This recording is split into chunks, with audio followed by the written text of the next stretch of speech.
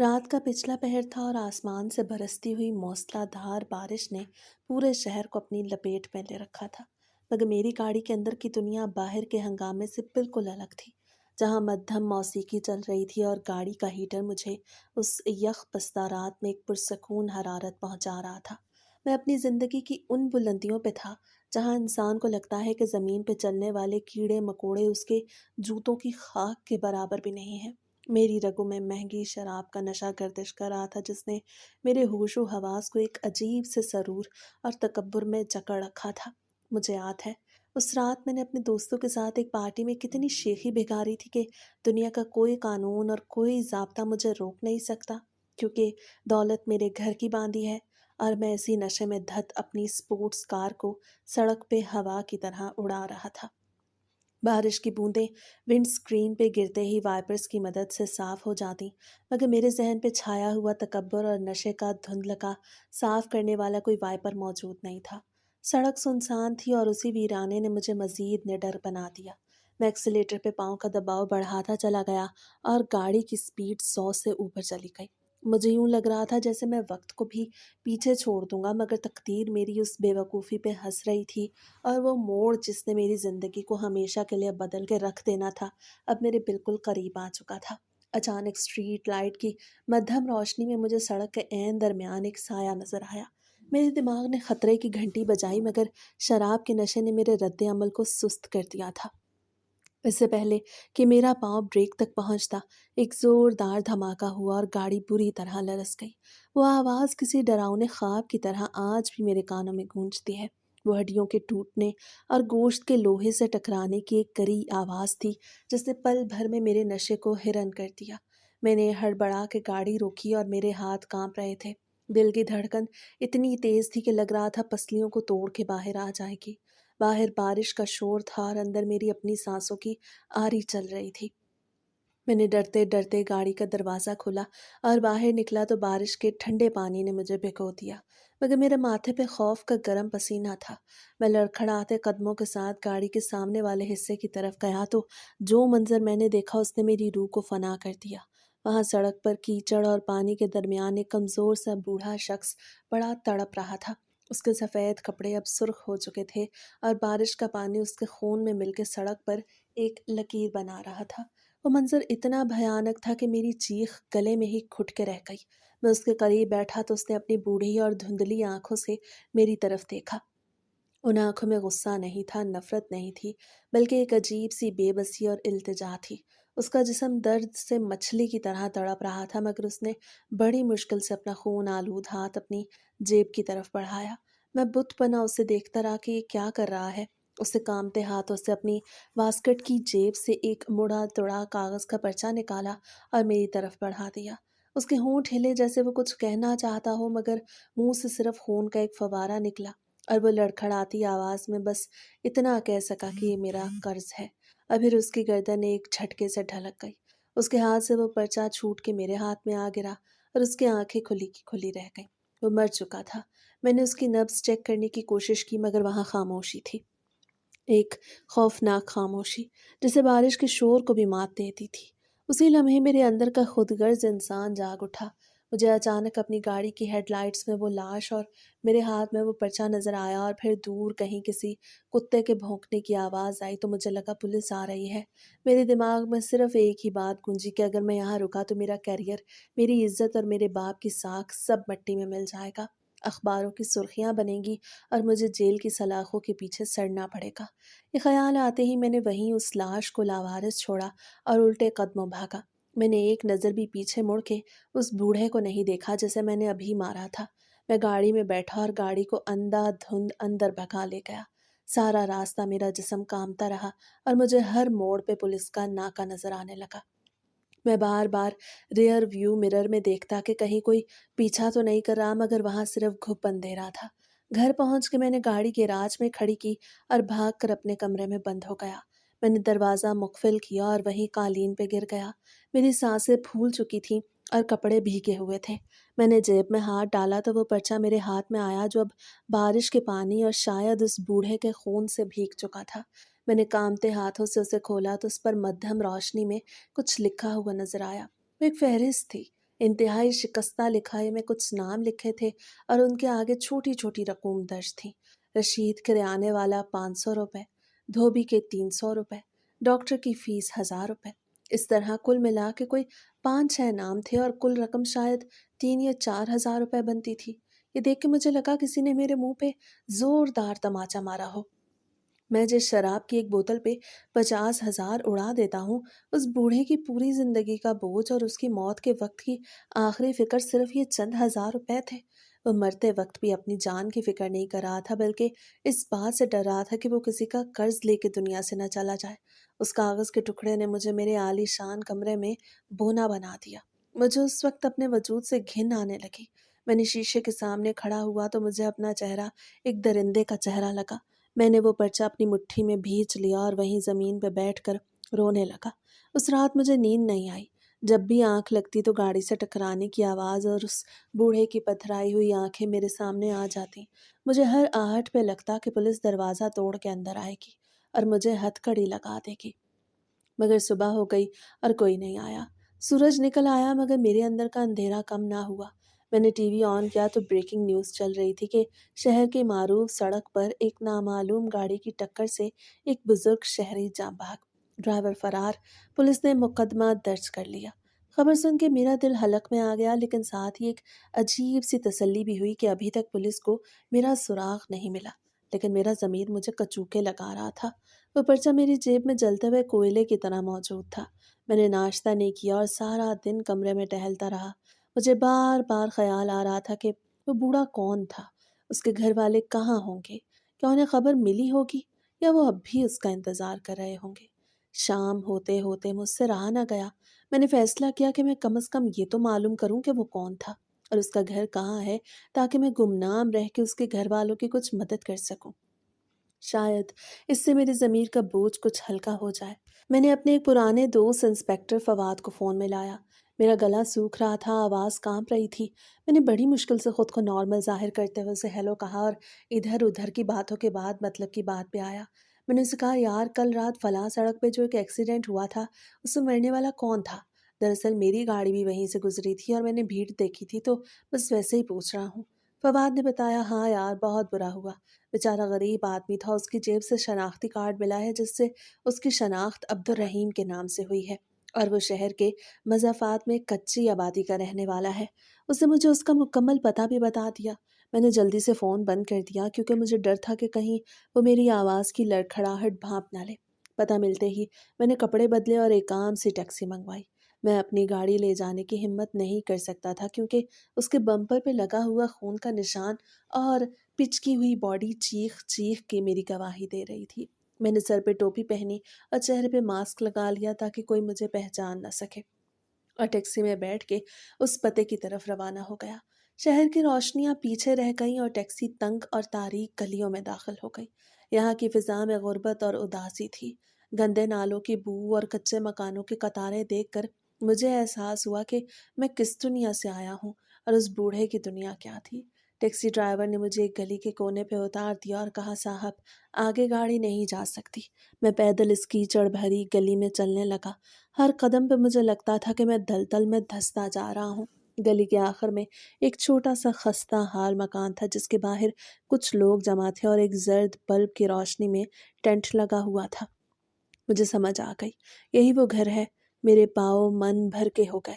दिल चाहा वापस भाग जाऊं मगर उस पर्चे का बोझ मुझे खींचता रहा। मैं आहिस्ता आहिस्ता कदम उठाता हुआ उस घर के करीब पहुंचा। वहां मौजूद लोग खामोश थे और एक अजीब सी सोगवारी फिजा में तारी थी। मैंने हिम्मत जमा की और लोगों के हजूम में शामिल हो गया। किसी ने मुझ पर खास तवज्जो नहीं दी क्योंकि वहाँ सब गरीब और सादा लोग थे और मैंने भी अपना हुलिया वैसा ही बना रखा था।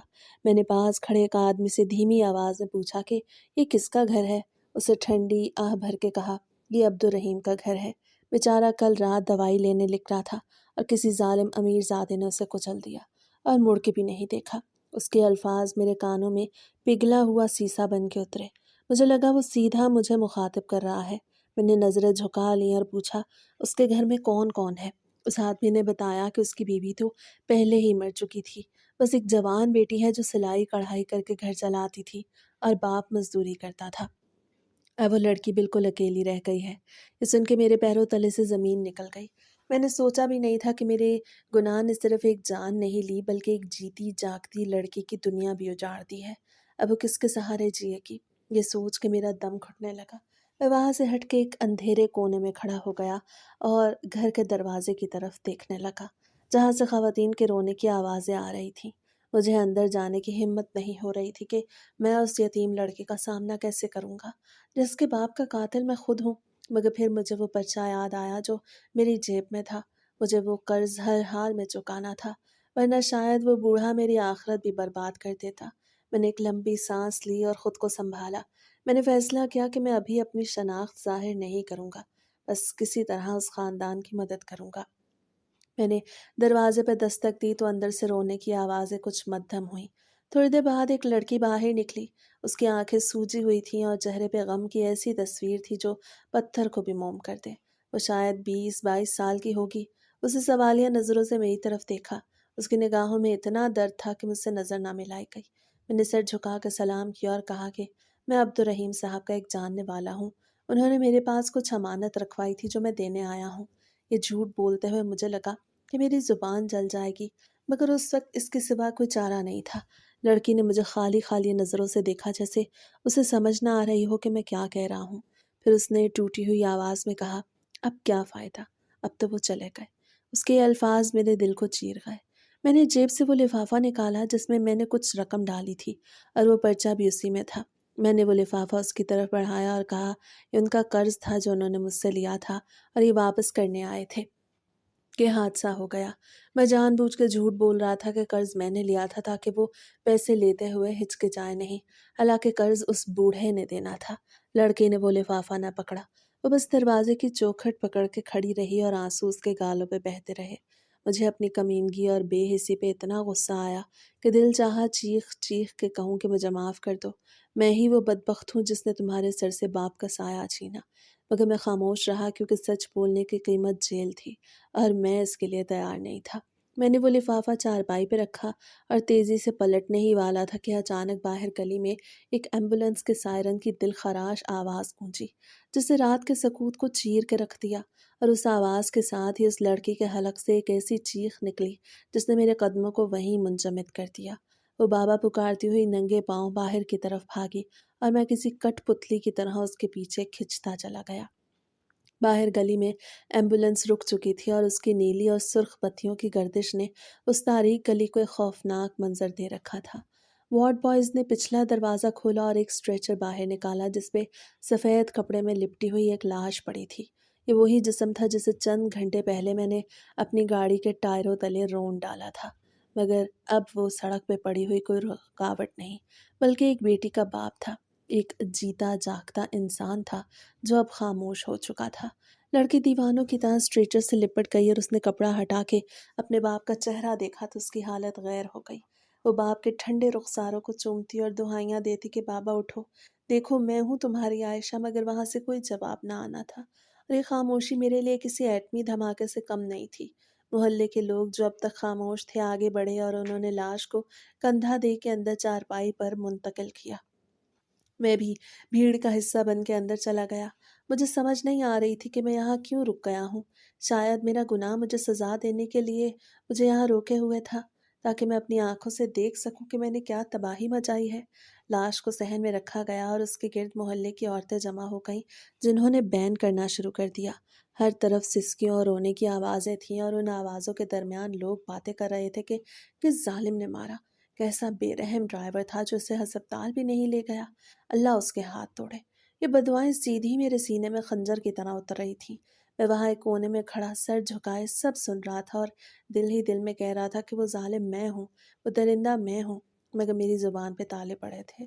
کچھ بزرگوں نے مشورہ دیا کہ میت کو زیادہ دیر نہیں رکھنا چاہیے، جنازہ فجر سے پہلے پڑھا دیا جائے تاکہ مرحوم کو سکون ملے۔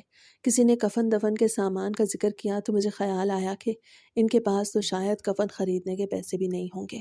میں جو اب تک ایک مجرم کی طرح چھپا کھڑا تھا اچانک آگے بڑھا اور میں نے پاس کھڑے ایک بزرگ سے کہا کہ کفن اور تدفین کا سارا انتظام میں کروں گا، آپ بس بتائیں کیا لانا ہے۔ انہوں نے مجھے حیرت سے دیکھا کہ یہ اجنبی کون ہے، مگر پھر میری سنجیدگی دیکھ کر انہوں نے سامان کی فہرست بتا دی۔ میں وہاں سے نکلا और करीब ही मार्केट की तरफ भागा, जहाँ रात गए भी कफन की दुकान खुली थी। मैंने बेहतरीन खुशबू और कपड़ा खरीदा और वापस आया तो लोग गुस्ल की तैयारी कर रहे थे। ये मेरी ज़िंदगी का सबसे मुश्किल मरहला था। मुझे उन लोगों ने कहा कि बेटा तुम जवान हो, ज़रा मदद कराओ पानी डालने में। मेरे हाथ कांप रहे थे मगर मैंने खुद को मजबूत किया। मैंने लोटा उठाया और उस बूढ़े के जिस्म पे पानी डालना शुरू किया, जिसके हर जख्म का जिम्मेदार मैं था। उसके बाजू पे वो नीला निशान जहाँ मेरी गाड़ी की टक्कर लगी, उसके माथे पे जमा हुआ खून, सब कुछ चीख चीख कर मेरी दरिंदगी की गवाही दे रहा था। मैं पानी डालता जाता और मेरे आंसू उस पानी में मिलते जाते, मगर किसी को पता ना चला कि मैं क्यों रो रहा हूँ। सब समझ रहे थे कि मैं कोई बहुत रहमदिल और नेक इंसान हूँ, जो एक अजनबी की मदद कर रहा हूँ। हालांकि मैं अपने गुनाहों को धोने की नाकाम कोशिश कर रहा था। गुस्ल के बाद जब उसे कफन पहनाया गया तो उसका चेहरा अजीब पुरसकून लग रहा था, जैसे उसने मुझे माफ़ कर दिया हो, मगर ये सुकून मेरे लिए अजाब था।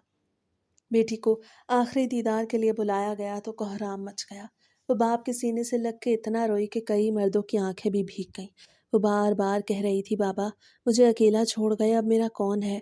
मैं वहीं दीवार के साथ टेक लगाए खड़ा था और मेरा दिल चाह रहा था कि मैं ज़मीन में धंस जाऊं। मैं उस लड़के का मुजरम था, मैंने उसकी दुनिया उजाड़ी और अब मैं ही मसीहा बना खड़ा था।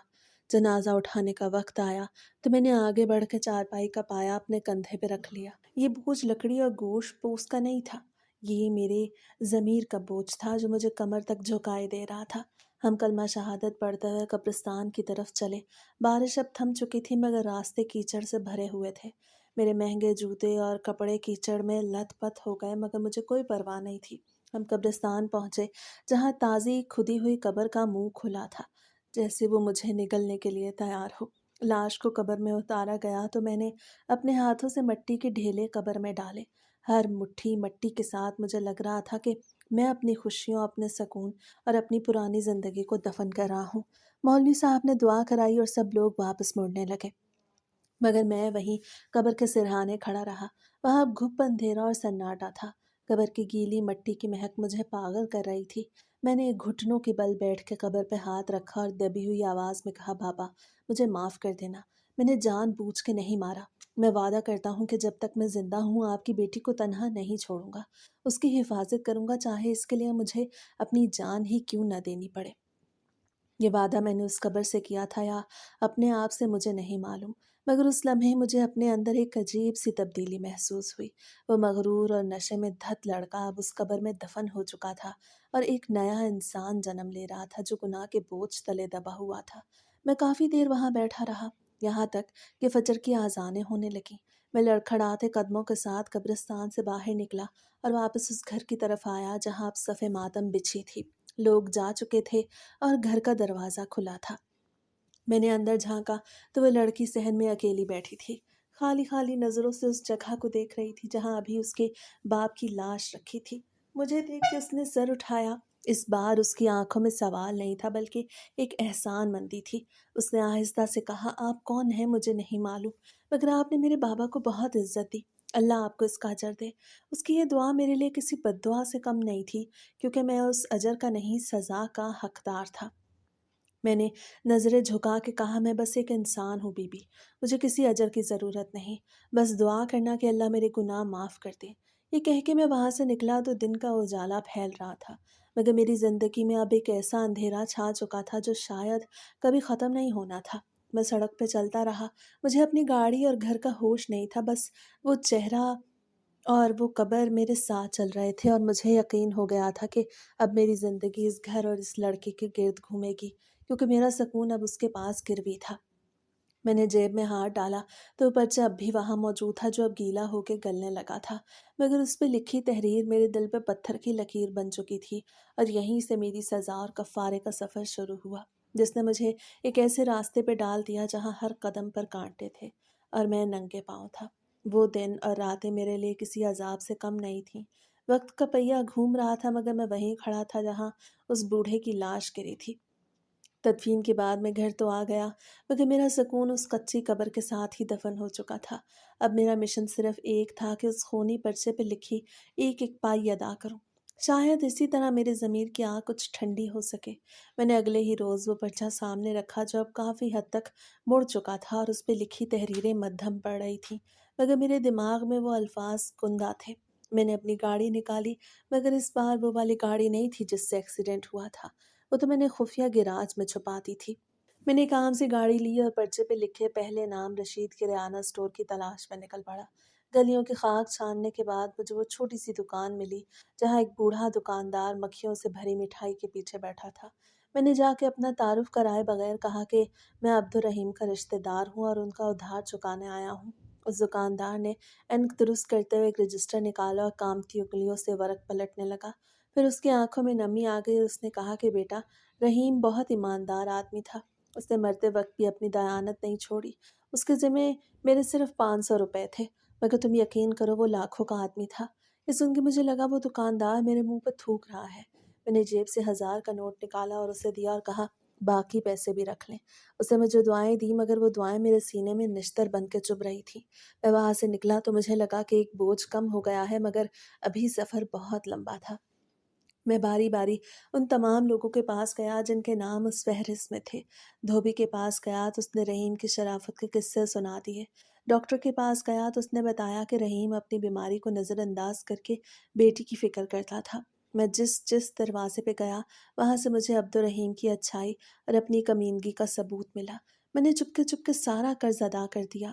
ہر بار جب میں جیب سے پیسے نکالتا تو مجھے لگتا کہ میں کرنسی نوٹ نہیں دے رہا بلکہ اپنے گناہ کی قیمت لگا رہا ہوں۔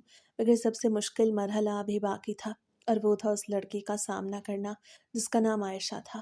میں ہر دوسرے دن اس کے گھر جانے لگا، کبھی راشن لے کے، کبھی کچھ پیسے لے کے اور کبھی بس یہ پوچھنے کہ اسے کسی چیز کی ضرورت تو نہیں۔ شروع میں وہ مجھ سے جھجکتی تھی اور پردے میں رہتی تھی، مگر آہستہ آہستہ میری مستقل مزاجی اور ہمدردی کے ناٹک نے اس کا دل جیت لیا۔ مجھے ایک فرشتہ سمجھنے لگی، ایک ایسا فرشتہ جو آسمان سے صرف اس کی مدد کے لیے اترا تھا۔ اسے کیا معلوم تھا کہ میں وہ شیطان ہوں جس نے پہلے اس کی دنیا اجاڑی اور اب اس کے ملبے پہ اپنی نیکی کا محل کھڑا کر رہا ہوں۔ ایک شام میں اس کے گھر گیا تو وہ صحن میں بیٹھی کچھ سی رہی تھی۔ مجھے دیکھتے ہی اس کے چہرے پہ ایک اطمینان آ گیا جو میرے لیے جان لیوا تھا۔ اس نے مجھے پانی پلایا اور کہا بھائی، اگر آپ نہ ہوتے تو میں شاید خودکشی کر لیتی۔ میرے رشتہ داروں نے تو منہ پھیر لیا تھا، مگر آپ نے مجھے سنبھال لیا۔ آپ بالکل میرے بابا جیسے ہیں۔ یہ جملہ سن کے میرے ہاتھ سے پانی کا گلاس چھوٹتے بچا۔ اس نے مجھے اپنے باپ کا درجہ دے دیا تھا، اس باپ کا جسے میں نے مارا تھا۔ یہ اعتماد، یہ محبت اور یہ عقیدت میرے گلے کا پھندا بنتی جا رہی تھی۔ میں اس کی آنکھوں میں دیکھ نہیں پاتا تھا کیونکہ ان میں اتنی معصومیت اور سچائی تھی کہ میرا جھوٹا وجود پگھلنے لگتا تھا۔ وہ اکثر اپنے بابا کی باتیں کرتی کہ وہ کیسے اس کے لیے راتوں کو جاگتے تھے، کیسے اپنی خواہشیں مار کے اس کی فرمائشیں پوری کرتے تھے۔ میں سنتا رہتا اور دل ہی دل میں خود کو کوستا رہتا کہ میں نے کتنا بڑا ظلم کیا ہے۔ میں اس کے لیے پھل لاتا، سبزیاں لاتا، گھر کی چھت ٹپکتی تو اسے ٹھیک کرواتا، میں ہر وہ کام کرتا جس سے اسے تکلیف نہ ہو، مگر میں اسے سب سے بڑی تکلیف یعنی سچ سے بچا رہا تھا۔ ادھر پولیس والا وہ دوست فواد میرے لیے ایک خوفناک خواب بن چکا تھا۔ اس کا فون جب بھی آتا میرا دل اچھل کے حلق میں آ جاتا۔ ایک دن اس نے مجھے کال کیا اور کہا یار، اس ہٹ اینڈ رن کیس میں ایک بڑی پیش رفت ہوئی ہے۔ ہمیں CCTV فوٹیج کا ایک دھندلا سا کلپ ملا ہے جس میں گاڑی کا ماڈل اور رنگ نظر آ رہا ہے، اور وہ گاڑی شہر میں بہت کم لوگوں کے پاس ہے۔ یہ سن کے میرے پیروں تلے زمین نکل گئی۔ میں نے لڑکھڑاتی آواز میں پوچھا کیا نمبر پلیٹ نظر آئی ہے؟ اس سے کہا نہیں، نمبر پلیٹ کیچڑ کی وجہ سے چھپی ہوئی تھی، مگر ہم گاڑی کے مالکان کی لسٹ بنا رہے ہیں اور جلد ہی اس قاتل تک پہنچ جائیں گے۔ اس نے کہا کہ یار وہ بوڑھا تو مر گیا، مگر مجھے اس کی بیٹی کا سوچ کے غصہ آتا ہے کہ کیسے کوئی اتنا بے حس ہو سکتا ہے۔ میں وعدہ کرتا ہوں اس مجرم کو چھوڑوں گا نہیں۔ فواد کی یہ باتیں میرے کانوں میں پگھلا سیسا انڈیل رہی تھی۔ میں نے فون بند کیا اور باتھ روم میں جا کے قے کر دی۔ مجھے اپنا آپ گندا لگ رہا تھا، خوف نے میرے اعصاب کو جکڑ لیا تھا۔ اب میں جب بھی گھر سے نکلتا تو مجھے لگتا ہر پولیس والا مجھے دیکھ رہا ہے، ہر سائرن میرے لیے بج رہا ہے۔ میں نے اپنی وہ گاڑی راتوں رات شہر سے دور ایک دریا میں پھینکوا دی یا اسے کٹوا دیا تاکہ کوئی ثبوت نہ رہے، مگر گاڑی ختم کرنے سے میرا جرم ختم نہیں ہو سکتا تھا۔ میں جتنا عائشہ کے قریب ہو رہا تھا اتنا ہی موت کے قریب جا رہا تھا۔ ایک عجیب سی کشمکش تھی، ایک طرف جیل اور بدنامی کا ڈر اور دوسری طرف عائشہ کا اعتماد تھا جو مجھے باندھے ہوئے تھا۔ کبھی کبھی دل کرتا کہ اس کے قدموں میں گر جاؤں اور اسے سب سچ بتا دوں کہ میں ہی تمہارا مجرم ہوں، مجھے مار دو، مجھے پولیس کے حوالے کر دو، بس مجھے اس دوہری زندگی کے عذاب سے نجات دلا دو۔ مگر پھر اس کی معصوم صورت اور اس کا یہ کہنا کہ آپ ہی میرا واحد سہارا ہے میرے ہونٹ سی دیتا۔ اگر میں نے سچ بولا تو وہ ٹوٹ جائے گی، وہ بکھر جائے گی، اس کا بھروسہ انسانیت سے اٹھ جائے گا اور شاید وہ صدمے سے مر جائے۔ میں اسے کھونا نہیں چاہتا تھا، حالانکہ میں جانتا تھا کہ میں اسے کبھی پا بھی نہیں سکتا۔ ہمارا رشتہ ایک جھوٹ کی بنیاد پہ کھڑا تھا، اور جھوٹ کی عمارت جتنی بھی اونچی ہو جائے آخر کار گرتی ضرور ہے۔ میں روزانہ مرتا اور روزانہ جیتا۔ عائشہ مجھ سے مشورے لینے لگی، گھر کے معاملات میں میری رائے پوچھتی۔ مجھے لگتا کہ میں اس گھر کا سربراہ بن گیا ہوں، مگر ایک غاصب سربراہ جو چور دروازے سے داخل ہوا ہے۔ ایک دن میں اس کے پاس بیٹھا تھا کہ اس نے کہا، میں نے خواب میں بابا کو دیکھا ہے، وہ بہت خوش تھے اور آپ کے ساتھ کھڑے تھے۔ وہ کہہ رہے تھے کہ اس لڑکے کا خیال رکھنا یہ بہت اچھا ہے۔ یہ سن کے میرا ضبط ٹوٹ گیا۔ میں اٹھ کھڑا ہوا اور وہاں سے بھاگ نکلا۔ میں سڑکوں پر دیوانوں کی طرح گھومتا رہا۔ بارش ہو رہی تھی اور میں بھیگ رہا تھا، مگر میرے اندر کی آگ نہیں بجھ رہی تھی۔ مجھے سمجھ آ گیا تھا کہ اب میں زیادہ دیر تک یہ کھیل نہیں کھیل سکتا۔ پولیس کا گھیرا تنگ ہو رہا تھا۔ فواد نے بتایا تھا کہ انہوں نے کچھ مشکوک گاڑیوں کو ٹریس کیا ہے اور میری گاڑی کا ریکارڈ بھی ان کے پاس ہے۔ بس وہ مجھ تک پہنچنے ہی والے ہیں۔ میں نے سوچا کہ میں یہاں سے بھاگ جاؤں، بیرون ملک چلا جاؤں جہاں کوئی مجھے نہ جانتا ہو، مگر پھر عائشہ کا خیال آڑے آ گیا۔ میں اسے تنہا کیسے چھوڑ سکتا تھا؟ میں نے اس سے وعدہ کیا تھا کہ میں اس کا خیال رکھوں گا۔ میں ایک عجیب دوراہے پہ کھڑا تھا، ایک طرف فرار تھا اور دوسری طرف اقرار۔ دوسرے راستوں پہ تباہی میری منتظر تھی۔ اگر بھاگتا ہوں تو ضمیر مار دے گا، اور اگر رکتا ہوں تو قانون اور عائشہ کی نفرت مار دے گی۔ میری راتوں کی نیندیں حرام ہو چکی تھیں۔ میں نے سکون آور گولیاں کھانا شروع کر دی، مگر سکون کہیں نہیں تھا۔ عائشہ کی محبت اور عزت میرے لیے زنجیر بن گئی۔ وہ میرے لیے کھانے بناتی، میرا انتظار کرتی، اور میں اس کے سامنے مجرموں کی طرح سر جھکائے بیٹھا رہتا۔ مجھے ڈر تھا کہ جس دن اسے سچ پتہ چلا، اس دن اس کی آنکھوں میں جو نفرت ہوگی وہ مجھے جیتے جی مار دے گی۔ مجھے جیل کی کال کوٹری کا ڈر نہیں تھا، مجھے اس لمحے کا ڈر تھا جب عائشہ مجھے قاتل کہہ کے پکارے گی۔ وہ لفظ میری موت کا پروانہ ہوگا۔ اب ہر گزرتا لمحہ مجھے اس انجام کی طرف دھکیل رہا تھا جو اٹل تھا، اور میں اپنی ہی بنائی ہوئی قبر کے کنارے کھڑا تھا، جہاں سے واپسی کا کوئی راستہ نہیں تھا، بس چھلانگ لگانے کی دیر تھی، اور مجھے نہیں معلوم تھا کہ یہ چھلانگ مجھے کہاں لے جائے گی۔ وقت ریت کی طرح مٹھی سے پھسل رہا تھا، اور میں نے اپنے گناہ کو اپنی محبت کی چادر میں چھپانے کا فیصلہ کر لیا تھا۔ عائشہ کے ساتھ گزرے ہوئے ان مہینوں نے میرے اندر کے انسان کو بدل کے رکھ دیا تھا۔ اب وہ صرف ایک ذمہ داری نہیں تھی، بلکہ میری روح کا حصہ بن چکی تھی۔ اس کی آنکھوں میں اپنے لیے عقیدت دیکھ کے مجھے یقین ہو چلا تھا کہ شاید خدا نے مجھے معاف کر دیا ہے، تبھی تو اس نے میرے دل میں اس یتیم لڑکی کے لیے اتنی محبت ڈال دی ہے۔ میں نے اپنے ماضی کے تمام ثبوت مٹانے کا حتمی منصوبہ بنایا۔ وہ گاڑی جسے میں ٹھکانے لگا چکا تھا واحد ثبوت تھی، اور اس کا ڈھانچہ ٹکڑے ٹکڑے کر کے گہرے نالے میں پھینک دیا گیا تھا تاکہ دنیا کی کوئی بھی فرانسک لیب مجھ تک نہ پہنچ سکے۔ مجھے لگا لوہے کے اس ڈھانچے کے ساتھ میرا گناہ بھی جل کے راکھ ہو گیا۔ اب میرے اور عائشہ کے درمیان کوئی نہیں سوائے اس ایک خوفناک سچ کے جسے میں نے اپنے سینے کے قبرستان میں دفن کر دیا تھا۔ میں نے عائشہ سے شادی کی خواہش کا اظہار کیا تو اس نے انکار نہیں کیا، بلکہ اس کی آنکھوں میں آنسو آ گئے، اور اس نے کہا کہ آپ تو میرے لیے اللہ تعالیٰ کی طرف سے بھیجی گئی رحمت ہیں۔ بابا کی بات میں سوچ بھی نہیں سکتی تھی کہ کوئی مجھے اتنا سنبھالے گا۔ اس کے الفاظ میرے لیے پھول بھی تھے اور کانٹے بھی، مگر میں نے ان کانٹوں کو چن لیا۔ میں نے سوچا کہ میں ساری زندگی اس کی پلکوں سے کانٹے چنتا رہوں گا، اور اپنی خدمت اور محبت سے اس زخم کو بھر دوں گا جو میں نے اسے دیا ہے۔ شادی کی تاریخ طے ہو گئی۔ یہ کوئی بڑی تقریب نہیں تھی، بس ایک سادہ سا نکاح تھا، کیونکہ عائشہ کے کوئی قریبی رشتہ دار نہیں تھے، اور میں نے اپنے امیر دوستوں اور خاندان والوں کو اس میں شامل نہیں کیا تھا، کیونکہ میں اپنی اس دنیا کو اپنی اس نئی دنیا سے الگ رکھنا چاہتا تھا۔ نکاح کا دن آن پہنچا، گھر کو پھولوں سے سجایا گیا۔ عائشہ سرخ جوڑے میں کسی حور کی طرح لگ رہی تھی، مگر اس کے چہرے پر جو حیا اور خوشی تھی وہ میری جان نکال رہی تھی۔ میں شیروانی پہنے شیشے کے سامنے کھڑا تھا، اور مجھے اپنا عکس دھندلا دکھائی دے رہا تھا۔ میرے اندر کا چور بار بار مجھے ٹوک رہا تھا کہ تو دھوکے باز ہے، تو ایک قاتل ہے جو مقتول کی بیٹی کا ہاتھ تھام رہا ہے، مگر میں نے اس آواز کو دبا دیا۔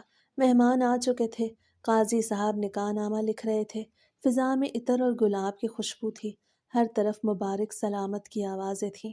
مجھے لگا بس اب چند لمحوں کی بات ہے، پھر عائشہ ہمیشہ کے لیے میری ہو جائے گی، اور یہ ڈر ہمیشہ کے لیے ختم ہو جائے گا۔ ہم دونوں آمنے سامنے بیٹھے تھے، بیچ میں ایک پردہ تھا۔ قاضی صاحب نے مجھ سے پوچھا کہ آپ کو یہ نکاح قبول ہے؟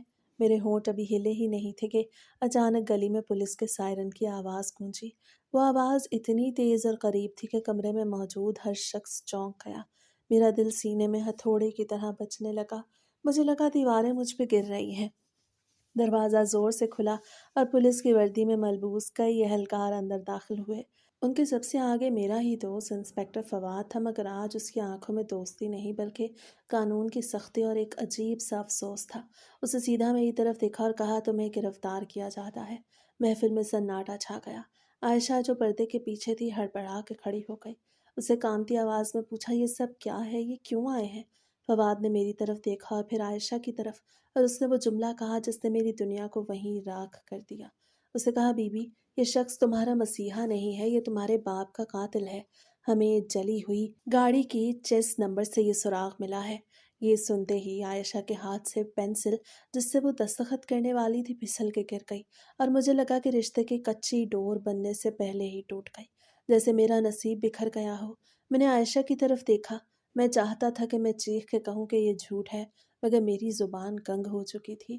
میری آنکھوں سے آنسو بہہ رہے تھے جو میرے جرم کا اقرار تھے۔ عائشہ نے پردہ ہٹا دیا اور مجھے اپنی ان بڑی بڑی آنکھوں سے دیکھا جن میں اب محبت نہیں تھی، عقیدت نہیں تھی، بلکہ ایک بے یقینی تھی۔ ایک ایسا سوال تھا جس کا میرے پاس کوئی جواب نہیں تھا۔ وہ دھیرے دھیرے میری طرف بڑھی اور اس نے میرے گریبان کو پکڑنے کے بجائے بس اتنا پوچھا، کیا یہ سچ ہے؟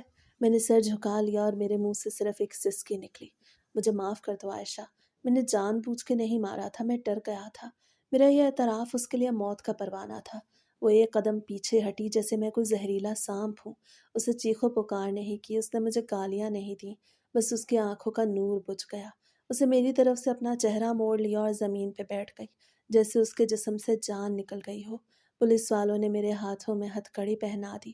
وہ ٹھنڈا لوہا میری کلائیوں پہ نہیں، میری روح پہ کسا گیا۔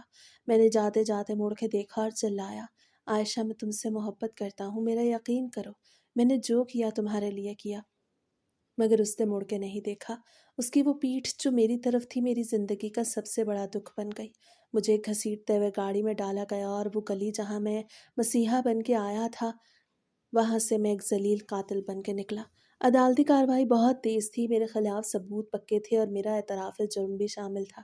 جج نے مجھے عمر قید کی سزا سنائی۔ 25 سال کی قید، بامشقت مجھے جیل کی اونچی دیواروں کے پیچھے دھکیل دیا گیا، جہاں سورج کی روشنی بھی ناپ تول کے آتی تھی۔ شروع کے دن اور راتیں تو میں نے پاگلوں کی طرح گزاری۔ میں سر دیواروں سے ٹکراتا اور عائشہ کا نام پکارتا۔ مجھے جیل کی روٹی حلق سے نہیں اترتی تھی۔ مجھے ہر پل وہ منظر یاد آتا جب عائشہ نے مجھ سے منہ موڑا تھا۔ وہ خاموشی مجھے جیل کے شور سے زیادہ کاٹتی تھی۔ پھر آہستہ آہستہ وقت نے مرہم رکھنا شروع کیا، یا شاید میں درد کا عادی ہو گیا۔ مہینے سالوں میں بدلنے لگے۔ میری جوانی جیل کی چکی پیستے پیستے ڈھلنے لگی۔ میرے کالے بال جن پہ مجھے کبھی بہت ناز تھا اب سفید ہونے لگے تھے۔ میرے چہرے پہ جھریاں پڑ گئی تھیں اور کمر جھک گئی۔ جیل کی تنہائی نے مجھے خدا سے ملا دیا۔ میں راتوں کو تہجد میں اٹھتا اور گھنٹوں سجدوں میں پڑا روتا رہتا۔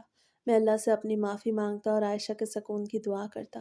میں نے جیل میں ہی قرآن حفظ کیا اور قیدیوں کو پڑھانا شروع کر دیا۔ سب مجھے بزرگ کہنے لگے، مگر میرے اندر وہ نوجوان اب بھی زندہ تھا جو اس برسات کی رات میں بھٹک گیا تھا۔ میں اکثر سوچتا تھا کہ عائشہ نے شادی کر لی ہوگی، اس کے بچے ہوں گے، وہ خوش ہوگی اور شاید مجھے بھول چکی ہوگی۔ یہی سوچ کے مجھے سکون ملتا کہ چلو میری وجہ سے اس کی زندگی نہیں رکی، مگر دل کے کسی کونے میں ایک ہلکی سی امید کی شمع جلتی رہتی تھی کہ شاید کہیں وہ اب بھی میرا انتظار کر رہی ہو۔ حالانکہ ایک دیوانے کا خواب تھا۔ 14-15 سال گزر گئے، پھر 20 سال، اور پھر آخر کار وہ دن آ گیا جب میری سزا پوری ہو گئی۔ اچھے چال چلن اور سرکاری چھٹیوں کی وجہ سے مجھے کچھ سال پہلے رہائی مل گئی۔ جب میں جیل کے بڑے آہنی دروازے سے باہر نکلا تو میں 50 سال کا ایک بوڑھا شخص تھا۔ میری آنکھوں کے گرد گہرے حلقے تھے اور ہاتھوں میں ریشہ تھا۔ باہر کی دنیا بالکل بدل چکی تھی۔ سڑکوں پر گاڑیوں کا ہجوم تھا، اونچی عمارتیں تھیں، لوگ موبائل فونوں میں گم تھے۔ مجھے لگا میں کسی دوسری دنیا میں آ گیا ہوں۔ میرے پاس جانے کے لیے کوئی جگہ نہیں تھی۔ میرے گھر والوں نے تو گرفتاری کے وقت ہی مجھ سے لا تعلقی کا اعلان کر دیا تھا۔ میری جائیدادیں نیلام ہو چکی تھیں یا رشتہ داروں نے قبضہ کر لیا تھا۔ میری جیب میں صرف چند 100 روپے تھے جو میں نے جیل میں محنت مزدوری کر کے کمائے تھے۔ میرے قدم خود بخود اسی پرانے محلے کی طرف اٹھ گئے جہاں میری روح اٹکی ہوئی تھی۔ मैं बस एक बार दूर से उस घर को देखना चाहता था, ये जानना चाहता था कि आयशा कहाँ है, किस हाल में है। मैं टैक्सियाँ और बसें बदलता हुआ उस इलाके पहुंचा। गलियां पक्की हो चुकी थीं, दुकानें बदल गई थीं, मगर वो घर वहीं था। अलबत्ता वो पहले से ज़्यादा खस्ता हाल हो गया था। उसका पेंट उतर चुका था और दीवारें बोसीदा थीं। मेरा दिल ज़ोर ज़ोर से धड़कने लगा। मैंने सोचा शायद आयशा ये घर बेच के जा चुकी हो। मैं डरते डरते घर के करीब गया तो देखा कि दरवाजे की दहलीज पे एक औरत बैठी है।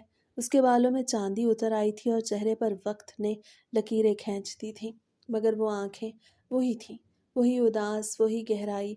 ये आयशा थी। वो वहीं बैठी थी जहां मैं उसे छोड़ के गया था। उसने शादी नहीं की थी, वो अब भी कंवारी थी। ये देख के मेरे पैरों तले से ज़मीन निकल गई।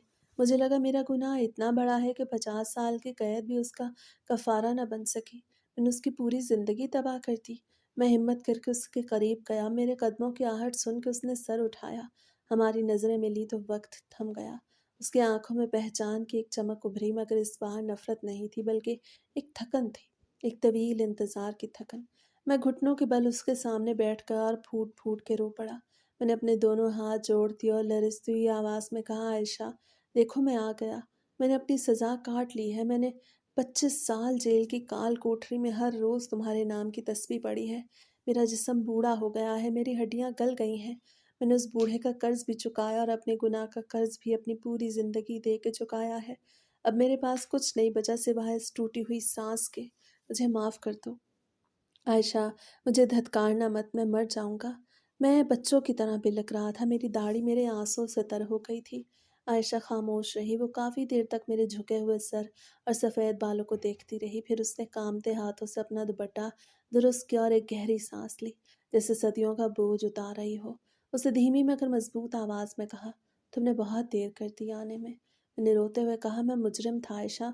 मुजरिमों को अपनी मर्जी से आने की इजाज़त नहीं होती, मगर अब मैं आज़ाद हूँ और सिर्फ तुम्हारा हूँ। क्या तुम अब भी उस बूढ़े कातिल को कबूल करोगी? उसकी आंखों से दो मोटे आंसू लुढ़क के उसके रुखसारों पे आ गए। उसने आहिस्ता से अपना हाथ आगे बढ़ाया और मेरे जुड़े हुए हाथों पे रख दिया। उसका लम्स वही था जिसने मेरी रूह को गरमा दिया। उसने कहा, मैंने तुम्हारे इंतज़ार में अपने बाल सफ़ेद किए हैं। अगर मुझे तुम्हें माफ़ न करना होता तो मैं कब की ये दहलीज छोड़ के जा चुकी होती। मेरे बाबा का कातिल मर चुका है, जो वापस आया है। ये वो है जिसने मुझे सहारा दिया था, जिसे मैंने चाहा था। उसके उन अल्फाज ने मेरे मुर्दा जिस्म में जान डाल दी। मैंने झुक के उसके हाथों को बोसा दिया। ये हमारा अनोखा मिलाप था। दो टूटी कश्तियों का किनारे पे मिलना। हम दोनों बूढ़े हो चुके थे। हमारे पास मुस्तकबिल की कोई रंगीन उम्मीदें नहीं थी, मगर हमारे पास एक दूसरे का साथ था। मैंने उसे सहारा दे के उठाया और हम दोनों उस खस्ता हाल घर के अंदर दाखिल हो गए। दरवाज़ा बंद हुआ तो मुझे लगा आज वाकई मेरी सज़ा ख़त्म हुई है। और बाहर गली में ज़िंदगी का शोर जारी था, मगर हमारे अंदर एक अब्दी सकून उतर चुका था। एक ऐसा सकून जो सिर्फ सच्चे पछतावे और अजीम माफ़ी के बाद ही नसीब होता है।